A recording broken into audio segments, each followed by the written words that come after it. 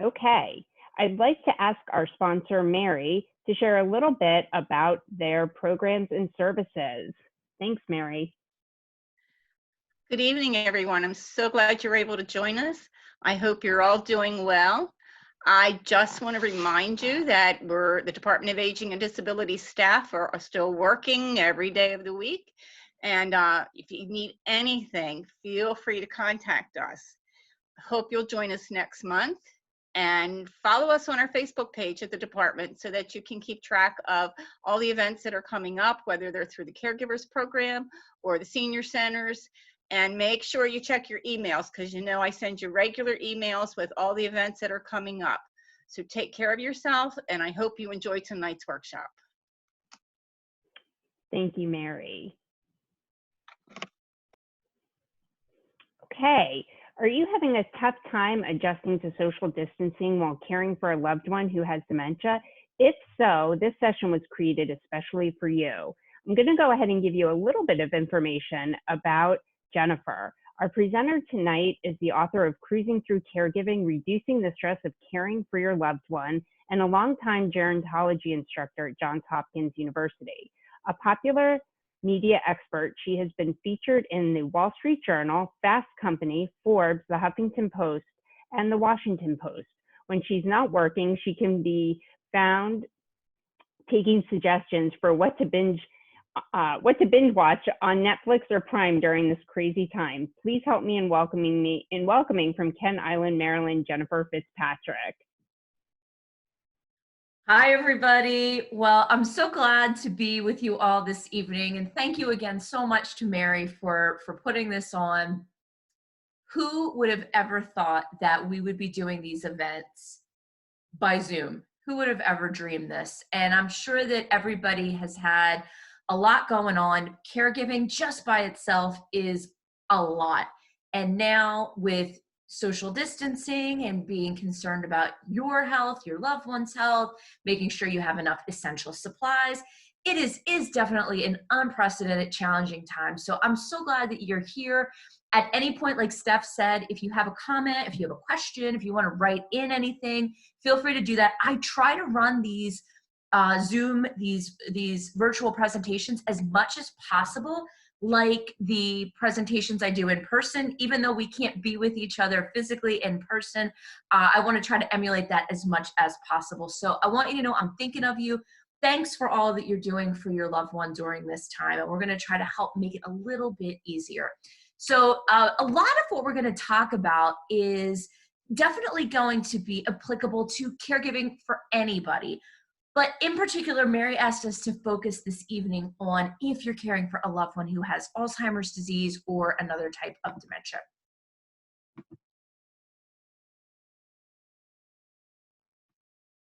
So this social distancing, again, I still wake up in the morning. I'm wondering if any of you do. And I just can't believe that not only are we still social distancing, but that it's been 6.5, 7 weeks for a lot of us.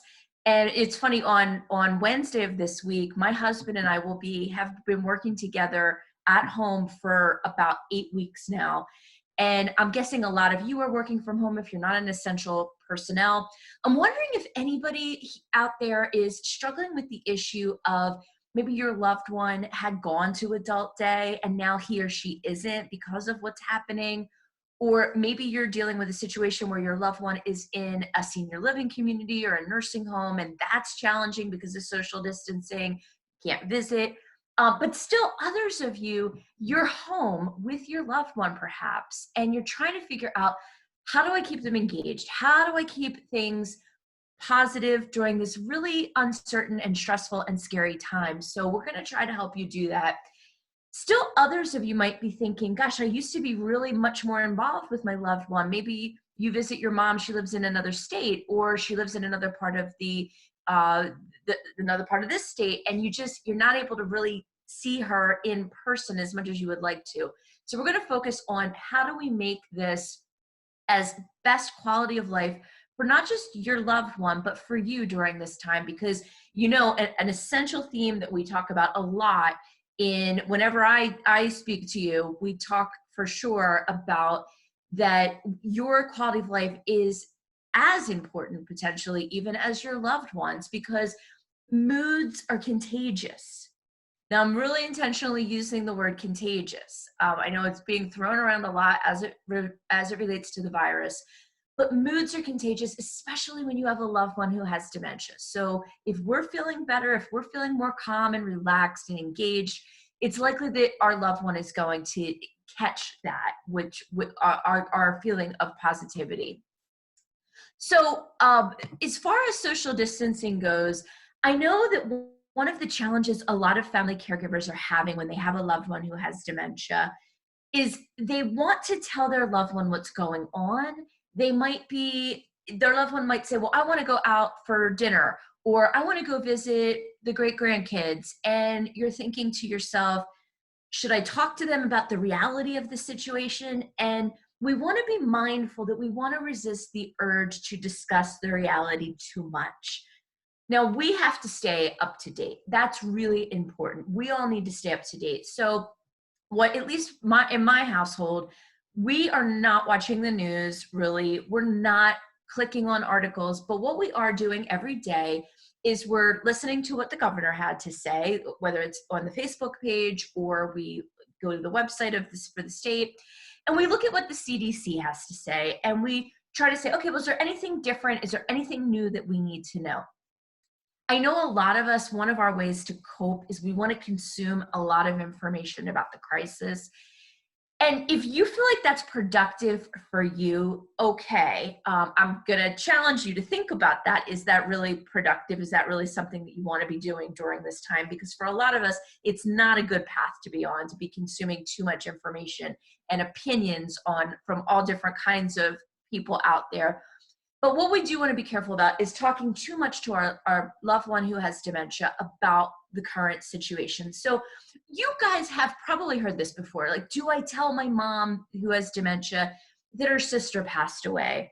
And my advice always has been, you know what, you can try once and see how it goes. And if she's in the really early stages, she might grasp it. You know, she might have moments where she kind of remembers and kind of doesn't. But if she really just fights against it and she says, no, my sister's fine, we want to pull back. And I think the same is true with this current healthcare crisis, because the more we talk about it, if we constantly have the news on with scary statistics and people dying and people in isolation gowns, I think that's going to be very, very scary and very stressful for you, not only for you, but for your loved one to be seeing all the time. I want to talk to you a little bit about the time around 9/11. Now, and some of you may have been caregivers during that time, but I remember I worked in senior living at that time. And I remember when I would go down into the senior living communities, and I would be in a memory care area of a community, and I would see the news reports. And during that time, you probably all remember, everybody constantly wanted to check the news, what was new, is there another threat, especially because of where all of us live. And in the memory care areas of communities, it was not good. It was very, very bad for them. And I feel like the energy right now, even though it's a very different crisis, this is a healthcare crisis, that was an international terrorist crisis. But with back then, I remember families wanting to talk to their loved one about how the United States was attacked, and because, you know, mom needs to know, but it's really, really important to resist the urge and to really think about and be intentional about the kinds of conversations you're having with your loved one right now. And again, if your loved one is truly somebody who is the early stages and he or she most of the time is just like you and I, then it's a little bit different. But if somebody has advanced dementia, this is really tough. Eileen is asking, you talk about not watching the news. My husband does nothing but sit in front of the TV, no desire to do anything else. How do you change that? He constantly asks, why is everyone dying? Why do we have to wear masks? Oh, Eileen, I'm so sorry. And I'm sure there's a lot, thank you for sharing that. I'm sure there's a lot of people that are in your boat. You've got to be making a plan for every day. Now, I'm going to say something that a lot of people are probably going to think is a little bit controversial, but in some cases it might be appropriate to disengage your television if that's the only thing that your loved one wants to do. Much like when somebody has, say, the urge to drive, and we know that it's not safe for them to drive, and sometimes we disable a car or we move the vehicle so it's not seen anymore in front of the house. It might be that you need to do something like that, or maybe hook up your TV just to, or block certain stations, block news stations. That might be something that would be a good idea to do right now. And if you have cable, or if you work with apps like Netflix and Amazon, you can call and ask how to do that. But it's really important because, especially with if your husband has Alzheimer's or another type of dementia, we have to guide him to not be in front of the television. And one of the worst things, don't forget about right now, even if we weren't dealing with the healthcare crisis right now, you still don't want your loved one in front of the TV all day. That's probably one of the worst things for them, to be in front of the TV all day, every day. And I'm going to talk a little bit more about that.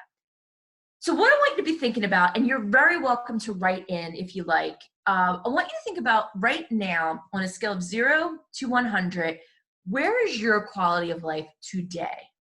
How's your quality of life? So 0 to 100, feel free to write in if you would like to.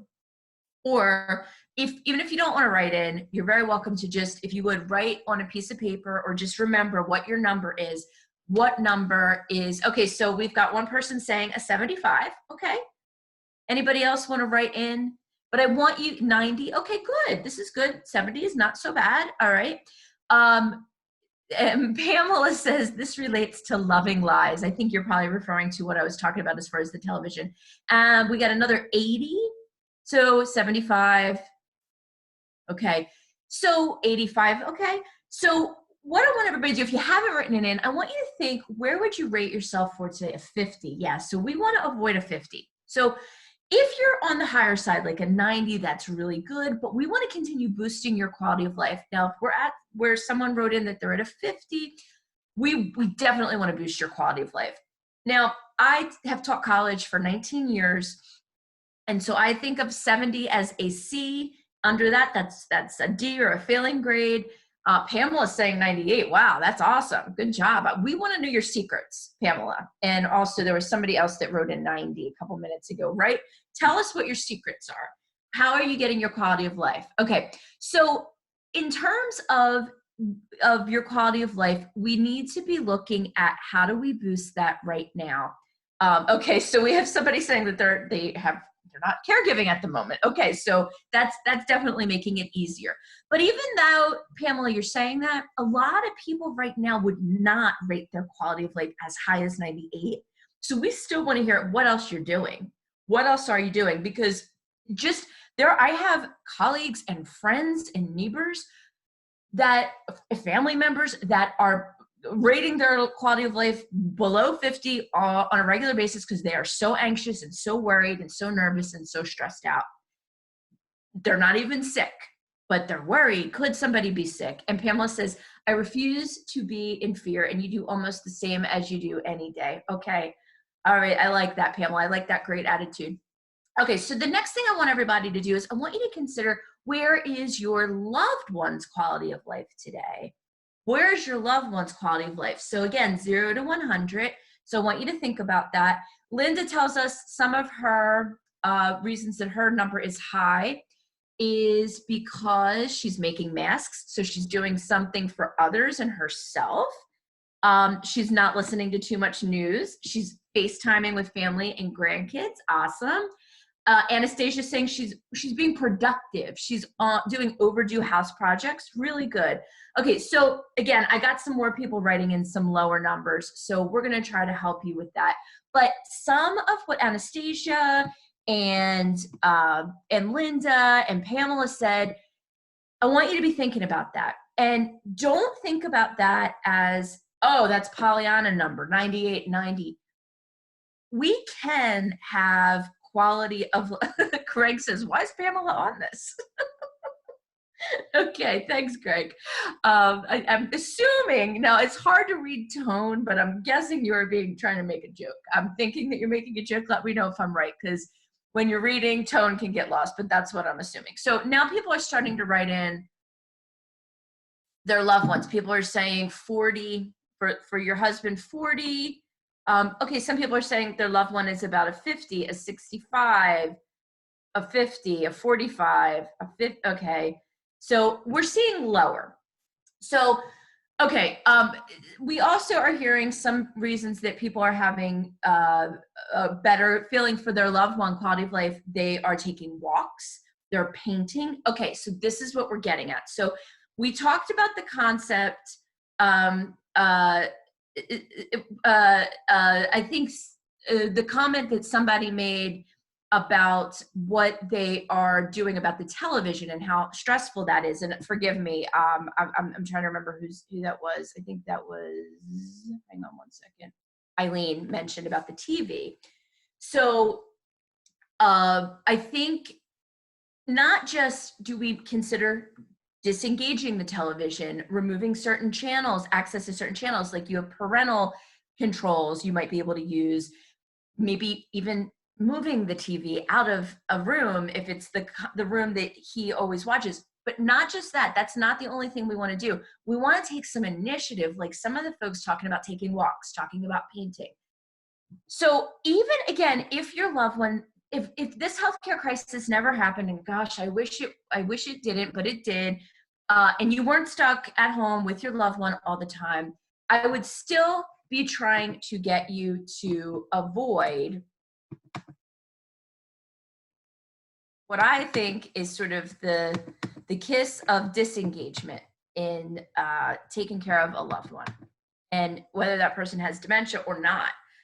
Here's what we want to avoid. We want to avoid your loved one on the couch or in that chair with the remote control, dozing and napping. That's what we want to avoid. And that doesn't matter if this healthcare crisis, that is just the kiss of disengagement. Now, think about it. When you have had a cold, or you haven't felt great, or maybe you had a day off to yourself, and you spent a day, I don't know, one of my guilty pleasures is watching terrible Lifetime movies. Or maybe another one that I like is a Law & Order SVU marathons. Or you're binge watching one of your favorite shows. You took a sick day, or you have a day where you don't have any responsibilities. Laying on the couch or in your favorite chair and watching a TV marathon all day can be awesome. It is so relaxing. It's delightful. It feels very self-indulgent and awesome for a day or two. But think about it. The last time you had a cold, or the last time you did that, didn't you start saying, all right, I got to get up and do something. All right, I'm getting tired of just sitting around watching television.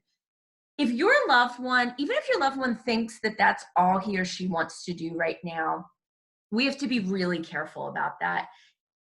First of all, it's not good for their physical health to be that way all day. And some television, some movies, some screen is great, but all day, every day, it's not, especially when we have such scary news and inflammatory stories on the news. Okay. If you feel like you're isolated right now, and some family caregivers have felt isolated for a long time, if you in particular feel isolated right now, we've got to figure out a way to get you and your loved one away from the TV and engaged. So in coping, so we had some people write in with some really great ideas: painting, avoiding the news, volunteering, or making masks for others or for themselves and their family. That is great. Being productive, getting involved in something where you get out of the house. But another coping mechanism that's very, very important is to remind yourself daily, multiple times, that this is temporary. Now, I don't want to minimize the fact that people are dying and people are sick. And I'm guessing that those of you who are on this call are fortunate enough to have your health and your loved one has their health, even though they have dementia. But I have this sneaking suspicion that at some point after this crisis passes and we go back to what I call a new normal, right now is not the new normal. Okay, this isn't going to go on forever. We're going to get to a new normal where I think sometimes, in some ways, we might actually, there's going to be some things about this time frame that we wish we could maintain. So I'm going to just share one with you. I mean, as much as Stephanie and Mary and I, we were joking before this event started this evening that my husband and I are trying to share this little office at my home. And it's a little bit, it can be a little bit stressful, even though we like each other and we love each other. I think I'm going to miss that when I go back on the road, when I start going to events. Like we are getting to spend so much quality time. Another thing, somebody also brought up a couple moments ago that they're doing a lot of FaceTimes and Zooms and family chats. Right now is a time where most people, if they're not an essential worker, they're available. And so you can connect with people. You can pick up the phone. You can FaceTime with them. You can Zoom with them. We're going to go back to a new normal in sometime. I don't know when. Okay, I don't know when. I'm not Dr. Fauci. I don't know. But when we do, I think that we want to be considering that what are we doing with this time for ourselves and for our loved ones to keep them engaged? So again, for those who are struggling, those whose loved ones or their own quality of life is lower than 70, especially. And again, I teach college, so I say if it's a C or lower, we got work to do. You can have a better quality of life. Consider a schedule. Now, some people are saying if you're reporting that your quality of life number is 90 and your loved ones is 80, maybe, and do what you're doing. I'm not going to tell you to change anything. But if you're reporting 50 for yourself, 60 for your loved one, think about a schedule. Getting up around the same time every day. Some people aren't working at home and they're sleeping erratic hours. But consider a schedule where you get up, maybe you have your coffee, maybe you do a little exercise, maybe you do a little artwork, maybe you watch a movie, maybe you listen to music. And maybe even if you just have 2 or 3 things on your schedule every day that are going to either be productive or that are going to be engaging the body and the mind, I think you're going to find that you're going to have some better quality of life. So what can fill this schedule? So for one, video chats. Now, I want to be really careful about when some people struggle, they have Alzheimer's or another type of dementia, and some people really struggle with the television. So while we had somebody say that their loved one just wants to be in front of the TV all the time, watch the news, it's a habit. Some of you might have loved ones. I know that I worked with a family once where the dad would leave the master bedroom every day to get changed. He would go into the bathroom in the hallway rather than get changed in his room because his wife always had like a Good Morning America or Today Show or something like that on. And he thought that the people that were on television were able to see him getting changed. Now, if you have a loved one that reacts like that to the television, video chat might not be the best thing. But right now, there are so many free and some that you can pay for ways. There's Zoom, there's GoToMeeting, there's FaceTime, there's Skype, there's House Party. There's all kinds of ways that you can see others on a screen, multiple people even. And maybe it's time to gather together folks. And again, if this might not be best for everybody who has dementia, but it can be really good for you to get engagement from others. Now, we could be totally doing this program, and some of you might be calling in just from the phone, and nothing wrong with that. But I think it can be nice. Like you just saw Mary. I'm the presenter tonight. You're able to see me.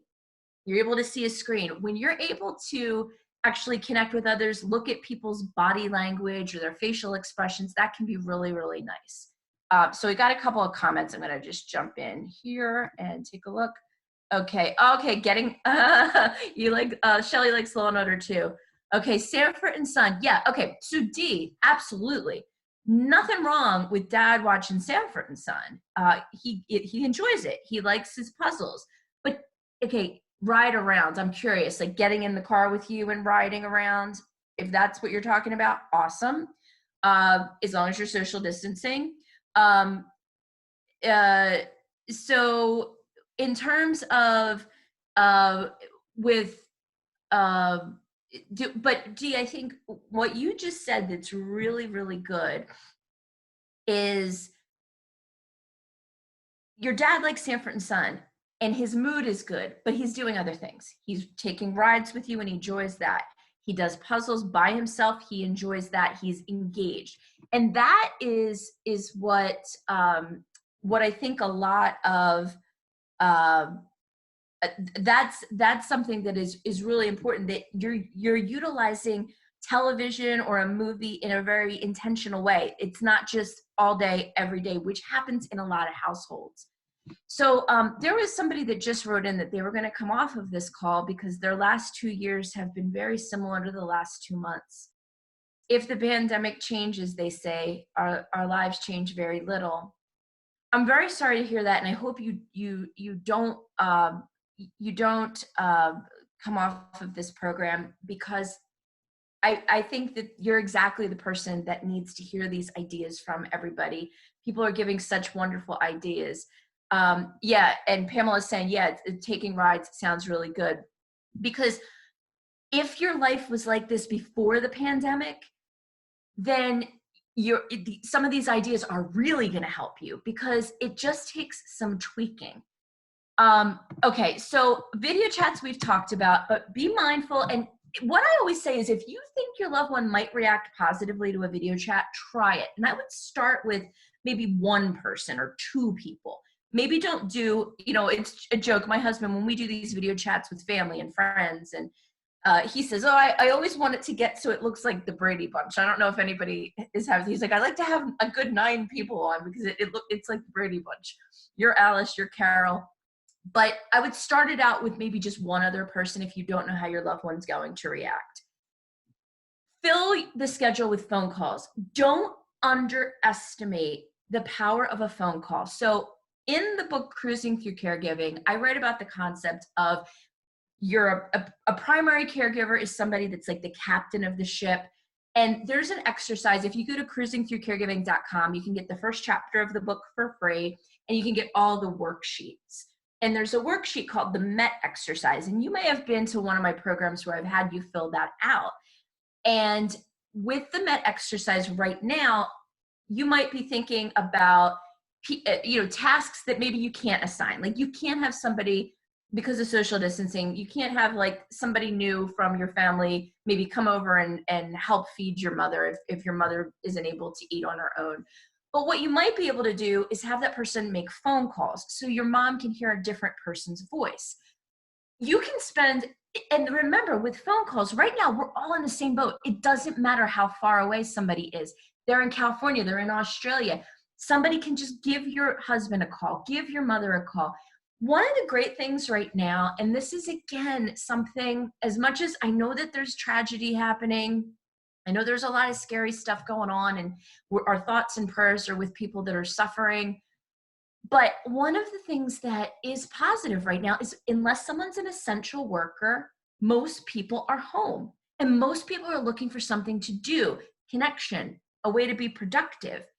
So if you say, hey, can you get 5 people, 10 people, and if you use the MET exercise, you can download it at cruisingthroughcaregiving.com.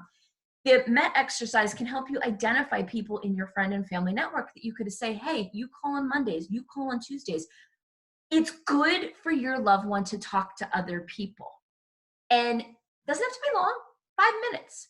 And I got to say, one of the things that I've been doing is, for some of my friends who are caregiving, and not even caregiving, but they have older parents that are by themselves during this crisis, my husband and I are making calls, just, hey, it's a new person for them to talk to. And so don't underestimate a phone call. In particular, the age group of the persons who have dementia, most people are older than baby boomer. And they probably, in a lot of ways, are more comfortable with the phone than a Zoom chat. So I got a couple people writing in, so I want to get to those. Okay, yeah, cruisingthroughcaregiving.com. Oh gosh, looks like everybody, that was all it was about. Everybody's just writing. So if you go to cruisingthroughcaregiving.com, you can get all of the worksheets. And Linda I call my mother every day, even though she thinks this pandemic is ridiculous, speaking to siblings. But Linda, I think that's really, really, really good that you're doing that. Because if your siblings maybe are the primary caregivers that you're talking to, then that's a way that you can support them. I think that that's great. Somebody's writing that video chats are good, but I hate my picture taken. I only do voice. Now, I gotta tell you something. I don't think, unless you look like, I don't know, Beyonce, I don't think anyone really loves seeing their picture on a Zoom video or anything. So I would say, give it another try.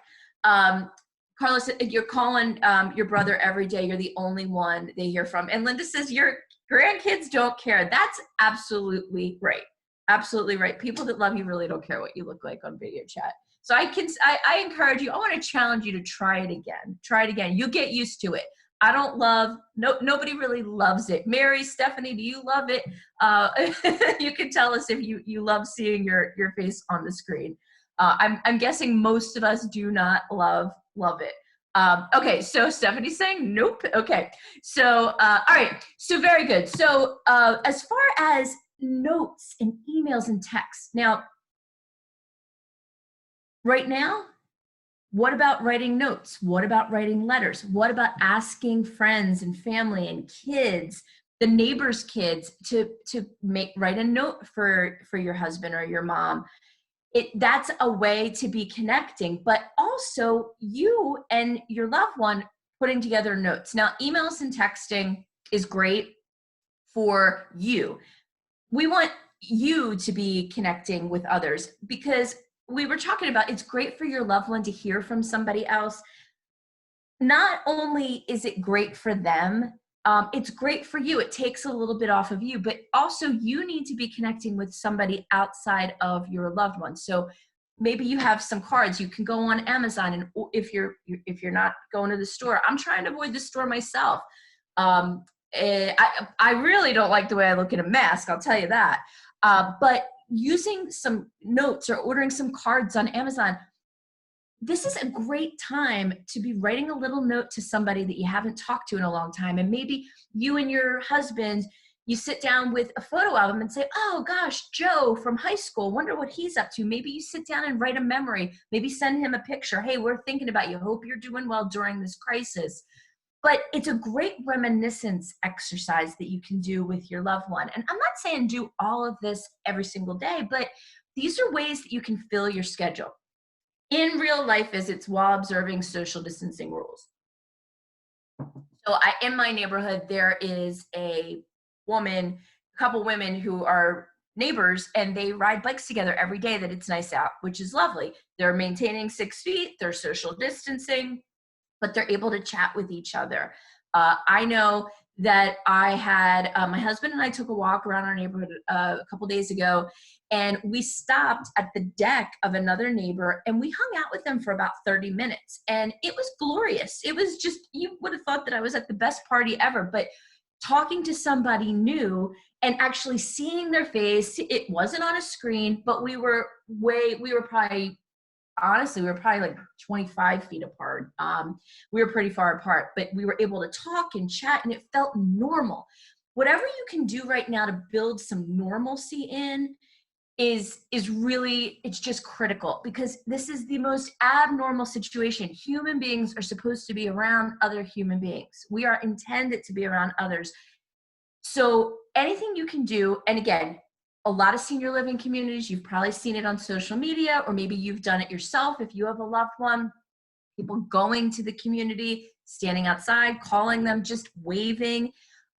There's another beautiful birthday party. I have a friend whose dad turned 80 last week, and everybody in the family drove over there, stood 6 feet apart, everybody's 6 feet apart, everybody had masks on. They're in a different state, which is harder hit than Maryland.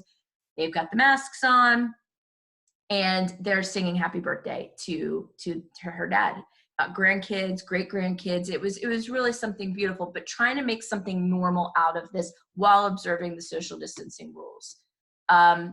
So, oh, wow. Yeah. Going to your daughter's horse farm to social distance. That's awesome. Horses need to be ridden. That's really, really cool. Okay. Very, very good. I like that. And when you can use animals in that way, it's beautiful. Even if it's not that your loved one is riding the horse, but that they can see the horse. Getting out in the fresh air is so important, and it makes us feel normal.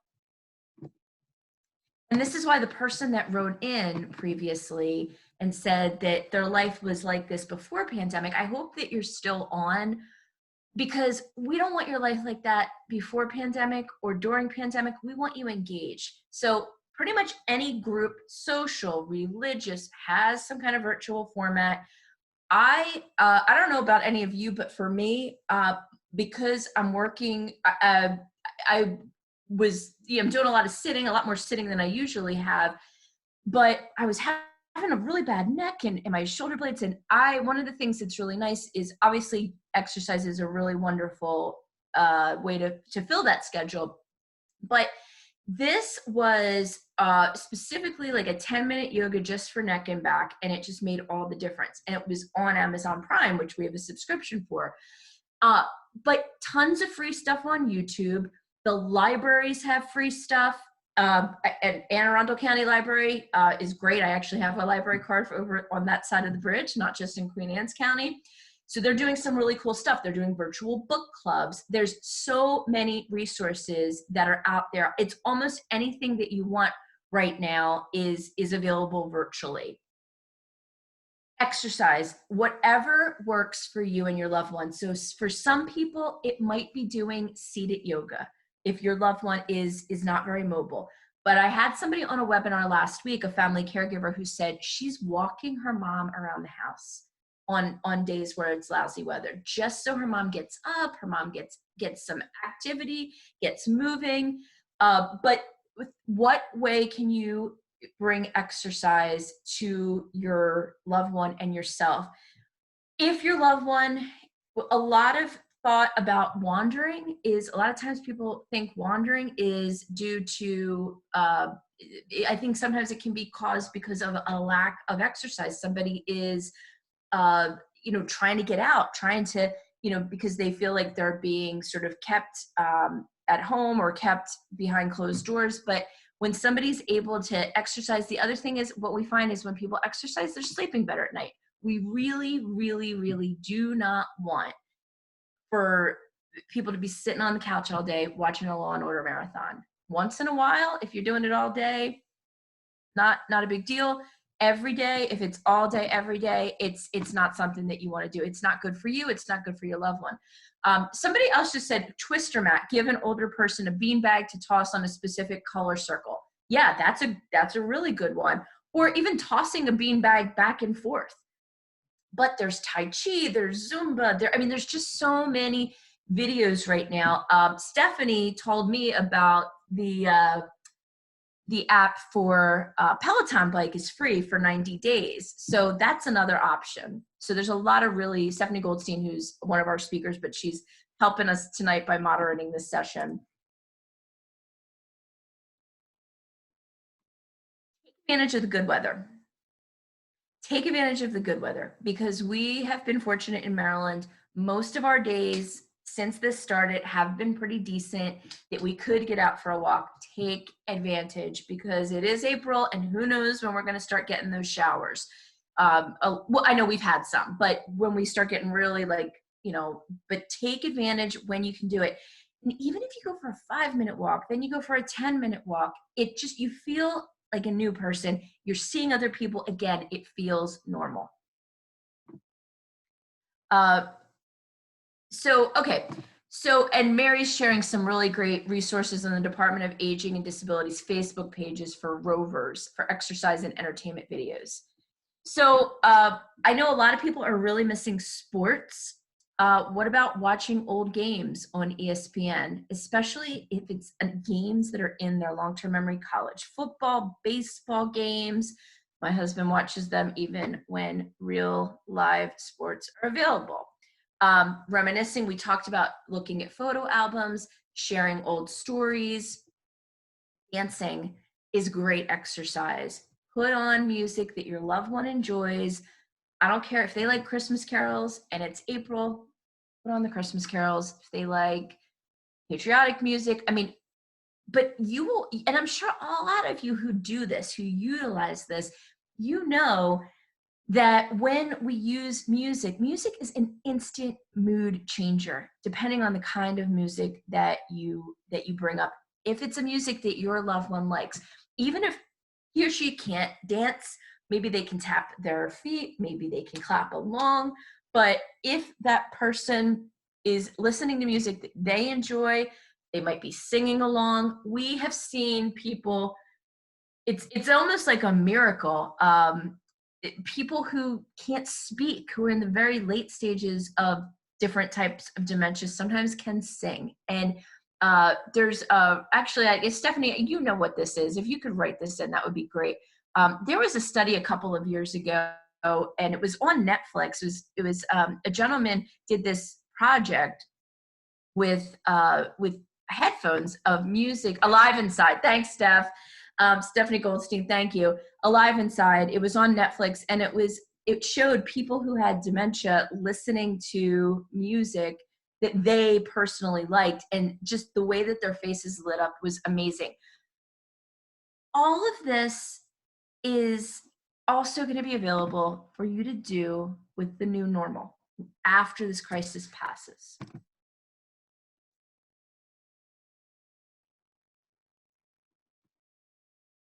Pets. So one, there's a senior living community in Chicago. I thought this was the coolest idea. That they are having times a day where they're inviting the community to come up to the first floor of their building and bring their pets. And the residents kind of hang out there and wave and can look at the pets. And there's just, it's really, really cool. Obviously, if you have a pet and your loved one enjoys walking it or enjoys petting it, obviously that's great. But maybe you have neighbors that you can see their pets, or you could do something similar to what the senior living community in Chicago is doing.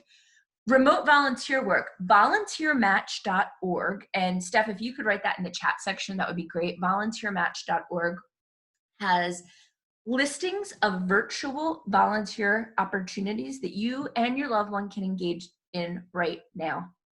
So I know a lot of people are sewing masks. That's definitely not something that I know how to do. So it's not something that I would be signing up for. But there are a lot right now of opportunities for remote volunteer work, volunteermatch.org. And by the way, that's always been available to help people match up their interests and their skills with volunteer work. Again, if you're working, now there are people who have been displaced from their jobs. If you have and you want to be productive, you'd like to work, it might be worth it to talk to people that you know that have businesses, and do they have, especially if they have any kind of remote service that they are providing, obviously for yourself, probably not for your loved one.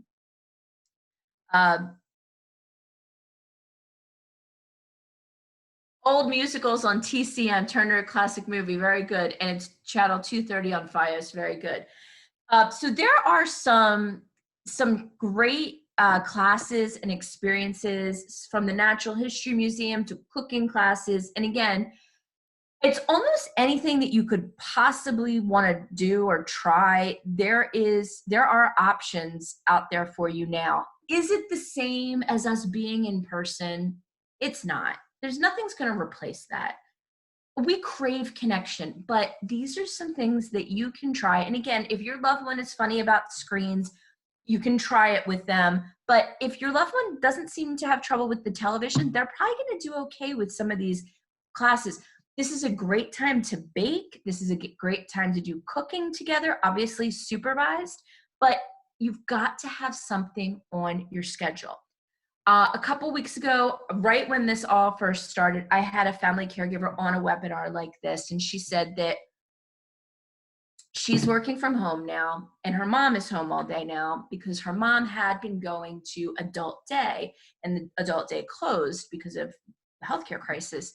And like on day one, that mom's home with the daughter who's working from home, mom literally tried to jump out the window. And what we talked about is typically that, I mean, literally she tried to open the window and get out because she wanted to go do something. And when we see that sort of behavioral reaction, it's often because of apathy. It's often because they're bored. They don't have anything to do. Their brain isn't stimulated.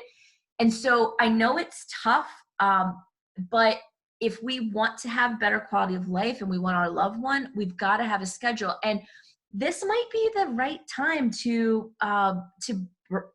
consider a home care aide. I know that there's some risks involved because you're bringing someone else into the house, but if it's something that you're truly not up for, it might be, but again, you don't want the home care aide sitting in front of the TV with your loved one all day. They need to have something that they're doing with the loved one. But again, I don't want to advise about if it's the right time. But again, even if right now is not the right time to bring in a home care aide, I know home care organizations are still working. I know they're still going out to people's homes to provide necessary care. But right now, it's appropriate for all of us to be thinking about like when the new normal comes, what are we learning from this experience? And so one thing might be that a lot of families are learning, gosh, my loved one is a lot worse than I thought she was. I'm spending so much time with her. Her memory really isn't as, I thought she was a little bit earlier than she actually seems to be.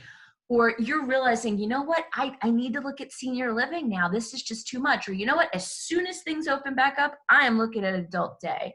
But I want everybody to be thinking about what, is it senior living? Is it home care? Is it, what do you need to do to go through the long haul? This is a temporary period of time, but I do think that there's something that we can be learning right now. And it's definitely something that, that a lot of us, yeah, okay, Barbara's saying about virtual art galleries all around the world.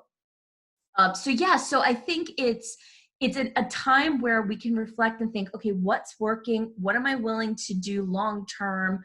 Or is this something that I should be doing differently? Should I be approaching caregiving differently when the restrictions are lifted and when the crisis is passing, is moving past us?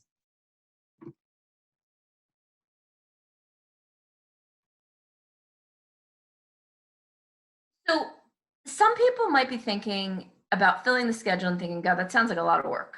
And if maybe you're working from home, maybe you have kids you're trying to homeschool. I'm guessing that for a lot of you, being a caregiver is not your only role. Maybe for some of you it is. But in terms of filling the schedule, I like to quote psychiatrist Dr. David Burns. And David Burns wrote a book called Feeling Good about depression. He also wrote a really great book that I love called When Panic Attacks, and it's about anxiety disorders. And David Burns says, motivation does not come first, action does. So maybe you're not motivated to kind of fill a schedule with activity. Now, Dr. Burns was talking about depression, but I believe it can apply here. Dr. Burns says that motivation, if we are depressed and people will say, exercising is good when you're depressed, or going to socializing, or engaging with others, or picking up the phone and talking to a friend, all of that's good for you when you're depressed. Well, all the stuff that he talks about as far as we need to get motivated, he says, we can't wait to be motivated. We need to take a little bit of action, just take a little bit of action, and then that begets motivation. And the motivation will beget a little bit more action. And so if you are listening to this and you're saying, this sounds like a lot, what I want you to think about is what's one thing you can do between now and tomorrow, or now and the end of the week, where maybe if your quality of life numbers were 50, that you could get yourself to a 60 or to a 70. What small action can you take? Now, some of you might be saying, well, I'm super motivated. I want to make things better, but some of you might feel really overwhelmed. Think about one thing you can do this week to improve your loved one's quality of life as well as yours. Because right now it is crucial. It is absolutely crucial that we try to engage. Being isolated is really, really bad for us. We are physically distancing, we are socially distancing, but not engaging at all with others, whether it's phone, whether it's chat, whether it's virtual classes, whether it's reminiscing, that's not good for anybody. There is a webinar that my colleague Mike Staver, who is a psychologist, did a couple of weeks ago, and I'm going to try to put it in the chat section for you. It was right at the beginning of this crisis, and I'm putting the information in the contact section. Oh, sorry, in the chat section if you want to cut and paste it. And this is when everything just started to shut down. So it was in the beginning of March, in the middle of March.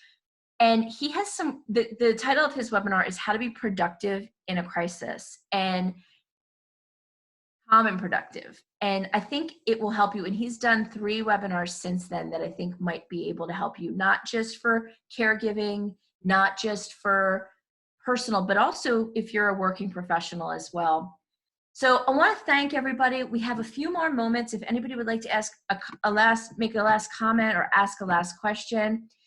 Further, I'm going to put in the chat section a little survey that I would like to ask you to cut and paste just to give us some feedback about tonight, what you liked, what you didn't like, if you have anything that you would like to see in the future. So you're going to see a link from surveymonkey.com. If you wouldn't mind cutting and pasting that, it will take you 1 minute. I made it really, really short and sweet. So we're going to give that to Mary, and we'll have it for ourselves for feedback. We want to hear your feedback. So any last comments and questions? We are so happy that you came on tonight. We know it's a tough time. Just remind yourself this is temporary. Remind yourself that this is an opportunity to learn how to make quality of life a little bit better for your loved one, and also to be assessing what's working, what's not. And when we get to the new normal, when we pass this crazy time in history, what are you going to do different as a caregiver? Thank you all so very much. I hope you join us for the next one, and really appreciate all you're doing. I really am thinking of everybody and praying for everybody, and we will get through this together. Thank you all so much. I'm going to turn it over to Stephanie to wrap us up.